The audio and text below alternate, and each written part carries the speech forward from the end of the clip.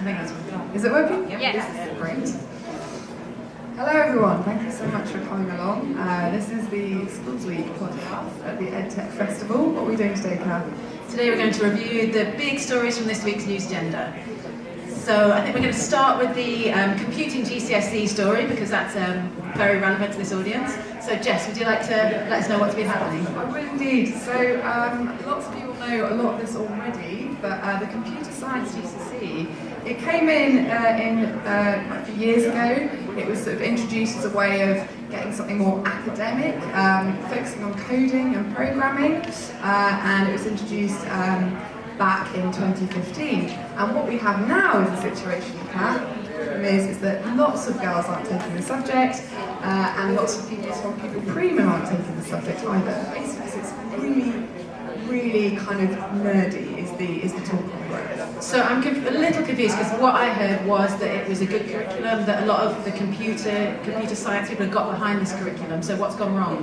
So it was designed by the British Computer Society, and they came up with this idea, let's have a really coding-heavy qualification. But then Nick Gibb got rid of the ICT GCSE, and this summer was the very last summer that students got to do the ICT GCSE, which was a lot broader. So that's probably what you remember from school, some of you, Excel, PowerPoint, even things like iMovie, and now all they've got is coding. So there's a big drop-off in the number of girls doing it, and a big drop-off in the 17% drop in the number of people taking any sort of computing qualification now, because they're not choosing the computer science coding focused GCSE. So what do we need to do? Do we need to, rather than keep computing as its own strand in the curriculum, do we need to do something to broaden how computing is embedded across schools, across the curriculum? What can we do? Well, ironically, the people who actually designed the computer science GCSE, British Computer Society, have come and said, it might not be working, let's do a review. So they've got a very impressive professor of computer science who's going to be leading a review to say, does this need to actually be a broader curriculum, broader qualification, and bring back in some of the elements that's been lost in ICT. So there's a lot of grumbling on the ground that the people who actually came up with this idea are now reviewing it and might sort of tweak it back into more of its older version, and we're going to have to see what they come up with, essentially. I was talking to some computer science teachers today, and one of the things that they said, interestingly, was in English, you've got literacy embedded across the curriculum, for example. You've got maths embedded across the curriculum. What we don't seem to have is computing embedded across the curriculum. And I do wonder if Damien Hines' new push for this strands of computing throughout schools is going to help with this. Hopefully it will.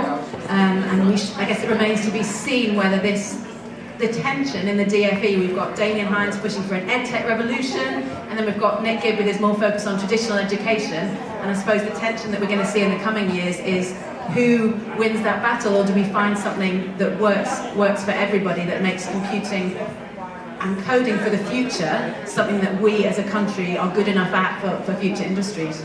There is that tension, isn't there? And I think what the government has come up with is this National Centre for Computing Education, and that's their big idea. It's meant to be launching very shortly, literally in a matter of weeks, and I think they're going to try and work out some of these tensions. It's got £84 million, so hopefully, we've had a few false starts with computing, but hopefully it's going to get off the ground, isn't it? Let's see, hopefully maybe it'll follow the footsteps of the Maths Centre, that National Maths Centre that we have that, kind of hopefully gives a bit of a push to maths in the curriculum. Maybe computing will go the same way. We've got our fingers crossed. Talking about politicians trying to make everything work, what else are the good political stories from this week, Kath? What else has caught your eye? Well, politics-wise, of course, we had Angela Rayner make her first big announcement on the long-awaited National Education Service.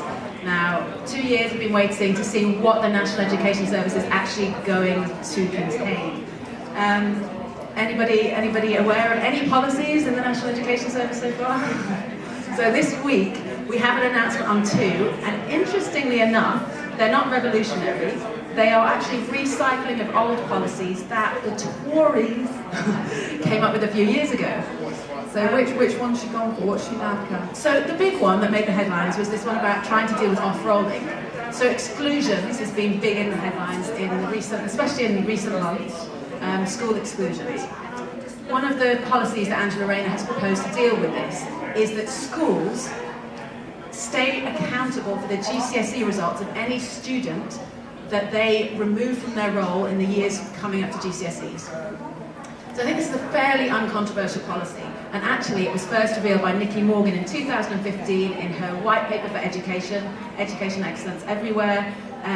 It got support from across the spectrum, so really what's happened here is the Tories have missed a trick. They never implemented that policy. It's just fallen by the wayside, and now Angela Rayner's picked up that policy and made a big headline splash with it. I think it's, to be honest, broadly popular across. Sounds pretty smart from Rayner because you know, she's going with something that member support, which is the National Education Service, and she's keeping quite traditional lines on that. But behind the scenes, it sounds like maybe she's being a bit more pragmatic, a bit more savvy, looking at stuff which already has cross-party support. Does that sound fair? Absolutely, I think that's just what she's doing. And in fact, the other policy was the census loophole policy.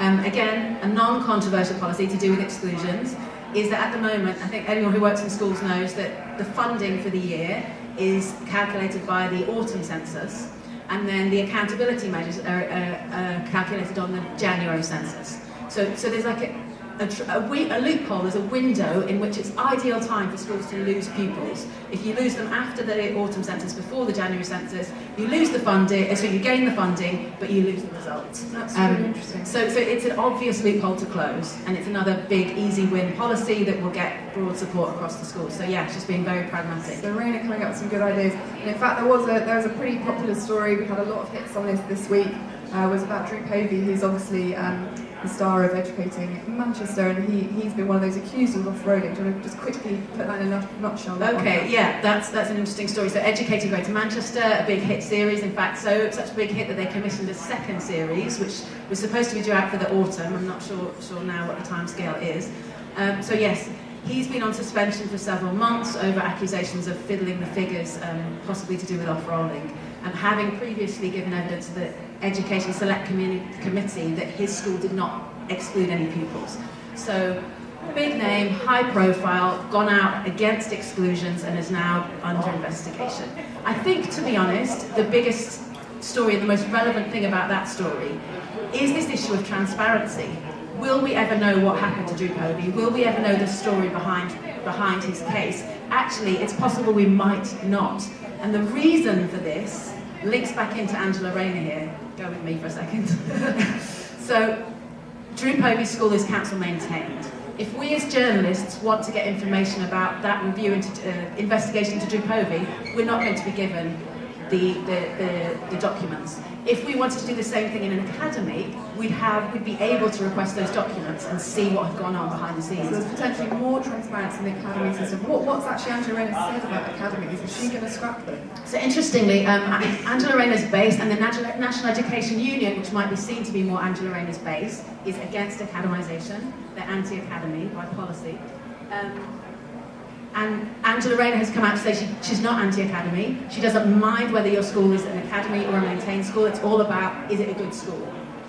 Which I think is very pragmatic, to be honest, and especially in this sense, academies are more transparent than local authority schools. They have their problems. We've all seen the scandals, but local authority maintained schools are not a panacea, and they do have big problems of their own, especially over this transparency issue. So Angela Rayner not coming down hard on academies, saving her money not to put into school structures, not into rolling back academies, but saving her money to pledge it, if she does have money for education, to pledge it into teacher pay and into school budgets, is a very smart move. Okay, so on to pay now. So we've had a bit on computing, a bit on Angela Rayner politics, but pay is the thing that really gets teachers under the collar. Understandably, they're an incredibly hard-working profession, and it was, I think, our biggest hits this week, wasn't it, Kath, was our teacher pay stories. So last week we've done a number of stories, but you may know that teachers have been told that they're going to be eligible for a 3.5% pay rise if they're in the unqualified or main pay scale, a little bit less. The government decided against the advice of the school teachers review body, but 2% for teachers on the upper pay range and a 1.5% rise for all those very hard-working teachers and school leaders.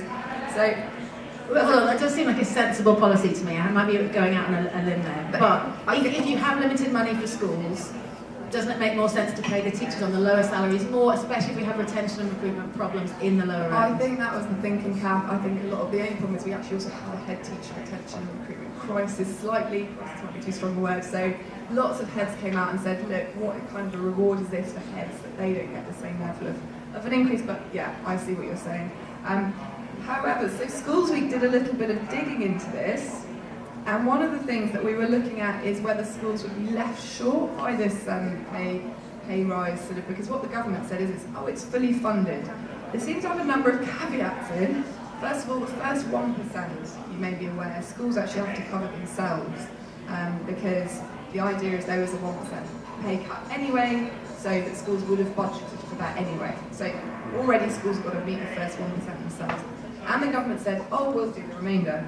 And there's something else, isn't there, to do with what kind of teachers you have in your school as to whether you're going to get the right amount of money. Explain that to me. This is it. So there's kind of two elements to it. First of all, if you're a special educational needs school, I was speaking to some last week, and I know of one that's going to be £3,500 short this year. Because they need more highly qualified teachers? This is because they have a higher staff to pupil ratio. So for example, this particular school I think had 270 pupils but 29 classes. A normal mainstream school would have 270 pupils but 9 classes. There's loads of teachers. And the key point here is that the government are going to fund the pay rise based on pupil numbers, not on staff numbers, if that makes sense. So it's Which seems a little, it seems fair in the sense that if you've got an overstaffed school, you don't want to overly reward them. Right. And the government needs to come up with a quick way of working out how much everybody was owed. There is actually a higher rate for special needs schools to account for this issue, that they'll have more staff, but it looks like, at least in a number of schools we've spoken to, another one I spoke to is going to be £5,000 short. It's still not quite making up the money. Some schools are going to be out of pocket. And then what about schools who've got more teachers at the higher end of a pay scale? That's going to be a problem too. Right. So the actual main pay scale, it's not one salary. It goes from about 22 grand up to a little bit over 30 grand, I think. So it's within itself varied, and that's the scale that will have 3.5% increase. Bear with us here. We know this is really nerdy. We are very nerdy about this kind of thing. But the issue is that, therefore, if you have way more teachers at the upper end of the scale, you're going to have to dole out more cash to them, theoretically, for that 2.5% increase than if you've got a lot of teachers at the bottom end of the scale. So a school with loads of inexperienced teachers could potentially end up with more cash left over from the lump sum given them to the government than a school with lots of teachers on a higher pay. Because if both schools have exactly the same number of pupils, the same sector, the same area of the country, they're going to get the same lump sum. It basically doesn't take into account the staff numbers or how expensive your staff are. So I think what I'm hearing here is that if you have a lot of MQTs, rather than you've done a good job of retaining staff, you're going to be potentially penalised financially. Potentially. We need to hear from people. If there's anyone who's in that type of school who wants to tell us how much you're short or in surplus, that would be great, but that's what we're anticipating. So one of the issues, of course, when you don't have enough money in your coffers in schools, what usually suffers, I'd say, what gets cut is things like teaching supports and also the curriculum cap, and that was one of our other big stories this week, wasn't it? It was. We've had a curriculum blog written by the Chief Inspector of Schools, Amanda Spielman, who, as we all know, has been focusing on curriculum for the last couple of years. So broad and balanced curriculum is a big catchphrase for Amanda, which is great. I think a lot of people can get behind that, a broad and balanced curriculum. Where we have a problem, obviously, is where we run into clashes with what the government requires of schools in terms of accountability. You've got SATs, the EBAC, is that the idea that there's a narrowing down? Exactly. So at primary level, for example, Key Stage 2 primary, you've got English and Maths SATs that they're all working towards, and often what you see is a narrowing of the curriculum in Year 6 towards a focus on English and Maths. And what Amanda Spielman has been saying is, we want to see you teaching a broad and balanced curriculum. We want science, we want geography, history, art, music, all those things being taught to students. It's not about your exam results, it's about, do you give them a broad education? So what's she done now, Kath? What's this blog saying? So the latest blog from Amanda Spielman is that they've looked at 23 schools, all identified for having a particular curriculum focus. And they've gone into those schools, sent an inspector in for a day and talked to the school leaders about how they're structuring their curriculum, how they're designing their curriculum, how they're trying to ensure that it is broad and balanced. And this blog was a review of what's happened. Right, and is this, I mean, what kinds of schools are this? Is this all, we know that there's a preference for knowledge-rich curriculums in schools, is this all knowledge-rich schools that got looked at, or? So knowledge-rich schools is a particular favourite of Nick Gibb, for example, schools minister. Amanda Spielman has been said to have been looking at knowledge-rich schools, and certainly the advisory board she drew together did have some prominent members of knowledge-rich schools, such as Inspiration Trust in Norfolk, which has been investing a lot in its curriculum design. So yes, there could be said to be a skew towards the knowledge-rich schools in this review. About 1/3 of the 23 schools were identified as being knowledge-led. About a half of them were knowledge engaged, and then the remaining few were skills-led. So there were some skills in there. There were a few skills-led schools in there, yeah. Great. So what she kind of, I know that she's been accused of, sort of advocating a pub quiz approach to knowledge, and what kind of came out of this blog? Because she defended herself, but that's not what she wants. So she did defend herself, saying it's not pub quiz knowledge. We're not just doing tests about bits of knowledge. It's about how does knowledge fit in the broader spectrum to a well-structured curriculum, and she does focus on skills. So importantly, she says knowledge and skills have to be interrelated. The reason to acquire all this knowledge is so that you can apply it. So she has taken the middle road in how she's been speaking about it. She's very, very focused on good, deep, broad knowledge, but she's also talked about how this has to be applied. So yeah, we're going to wait and see what's going to come out of that next, what her next steps will be. But I think what's interesting to me about this whole thing is it's a great example of a school-led improvement system, actually. I'm going to go out and say that, because the Conservatives have been focusing on this, academisation as a school-led self-improving system. And I have to say, when Amanda Spielman made her announcement about we're going to look for a broad and balanced curriculum, what did happen is that a lot of academy trusts and schools went out and said, how do we do that? If that's what Ofsted wants, how do we do it?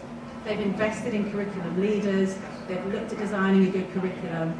Now Ofsted's gone to look at those schools who've taken up the gauntlet, and they've said, what are you doing well and what can we learn from it? So there has been a lot of dialogue back and forth between the regulator and how schools create their curriculum. So I think, on the whole, I would say that's a positive move. It sounds positive. It sounds like it's a good sort of set-off against. I'm sure lots of schools might feel like they're in a kind of rock and a hard place, and that they've got all that data that they're meant to be making them wonderful, and then also might come and clobber them if they focus too much on the core curriculum, right? So it's constantly, you've got to manage everything, but it's good that they're there. I'm sort of interested in what their measure of success of a curriculum is. I mean, how do you sort of work out what that is? I remember I was at an event at the Education Festival, and they were sort of implying that it should enable social mobility, the curriculum, but I don't know if there's any kind of concrete measure yet about what makes a, how do they say, oh yeah, this curriculum's wonderful, Kath, do we have any idea about that? Yeah, this is a difficult one. If you look at the DfE's outcome measures for a school, they're focused heavily on performance. So the headline measures are things like progress aids, you've got attainment aid in there. There is a destinations measure, which I suppose is a bit about what you do with it afterwards. The destinations measure hasn't been heavily used by the government, it hasn't had a massive focus on it, but it's there in their list of performance measures for schools, so there's a possibility at some point it could take more prominence. I think the big tension here that schools feel is between what Ofsted's saying they want it broad and balanced, and what the DfE is saying they want results. And so there's got to be a tension here.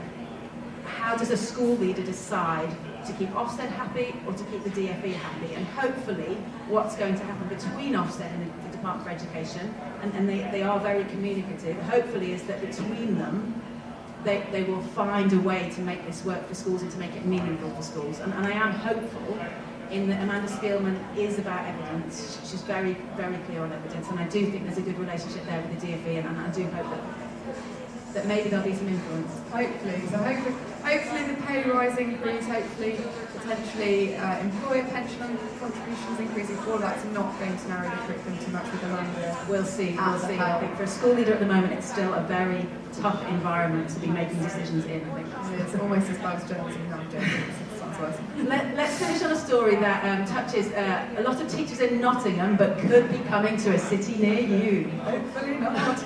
Parking charges for teaching at schools. It's a controversial story of the week. So what's happening in Nottingham, Jess? So in Nottingham, we found out an investigation this week. Nottingham City Council decided to introduce, or decided to, they've had it since 2012, a fee to basically park your car outside the school. It's about £400 per parking spot for the school to pay. What's obviously happened, the school has passed this charge on to the teachers, so teachers are paying anywhere between, I think it was sort of £150 and £500 or something, kind of £2 a week, up to 45 quid a month, something like that. And so what's happening is lots of teachers instead the idea is to send more teachers into public transport to enable cleaner air and more sort of less emissions. Jess, which seems like a good idea in a city environment. That's right, it's not going to be in rural environments, it's a city. So what's controversial about saying we have to pay for parking to reduce the amount of car usage in a city? What's wrong with that? Well, first of all, obviously teachers don't feel like they have loads of cash swilling around in their pockets to just shell out on car parking fees, neither do schools. But also anybody who's ever been friends or is related to a teacher, and I am to both of those things, many of them, I have never seen employees who carry so many bags. They have like 20, 30, 40 bags. In fact, one of our bags of books. Books. Lots of bags full of all those books. So I think one of the issues, and actually Robert Halfon has said this, the chair of the Education Select Committee, is, no, this is unacceptable. We live in a car economy, teachers need to be able to use their cars, and being charged for that is really pretty unfair. But how about, what if this were to drive a no marking policy in schools? There we go. What if schools were to say, you can't park, but you can't take books home, we're going to reduce the marking load on teachers? Could that possibly be a good outcome? I mean, that would be a lovely outcome. I do actually know of a school in Surrey that says you literally have to leave your stuff on the desk, and you are not allowed to take it home. And I think you have to be out of the building at 6 p.m. So I guess they wouldn't have a problem. They must just rock up with their phones on Monday morning. I don't know. No, but sounds good to me. Another one in the northeast, which does a completely no marking policy now. But I doubt that a council just suddenly introducing this levy would mean that the school's like, right, no marking. I mean, that would be amazing, but I'm sure there would be a lag of at least a year or two of teachers very stressed. What about rural schools, No, well, at the moment it's only cities, so I think we've got Cambridge, Reading, Bristol, some cities that are thinking of introducing it for now. But I think this is part of a greater trend, isn't it, for councils passing on charges. I think there's been another story about academisation and council charges this week, just to finish up on. There was. So, and this is just the end of stories of schools being cash-strapped and councils being cash-strapped, right? So it's just constantly one against the other a little bit. So councils, when a school converts to an academy, they have to do a whole load of tedious work. They have to do sort of legal work, lawyers' fees, HR stuff, moving over the payroll, moving over management information systems, completely changing the status of the school. This takes up loads of officer time and often thousands of pounds. So we did an investigation, and whereas back in about 2010, I think only 5 councils were passing on that charge to the school that chose to convert. If anybody can guess how many it is now, 69 now. So loads of councils are passing this charge on. So then, to conclude, I think we'd say that the golden window of academisation is over, potentially. Potentially, if you didn't want to lose some of your £25,000 grant that enables you to become an academy, you will now have, I mean, there was one school that was being charged 40 grand to convert because it's PFI, others are charged 15 grand. So, yeah, it's that endless thing of not enough money in the system, councils want to help, schools are cash strapped, so yeah, charge them for parking, charge them to convert. It's a frustrating situation for everyone. So yeah, to wrap up, I would say that I think whether the Tories or Labour are going to be in power in the foreseeable future, we're going to have this mixed hybrid economy of schools with local authority maintained schools and academies, and nobody's really going to push it one way or the other. So good luck with that. Good luck with that. We'll be reporting on it. Thank you very much.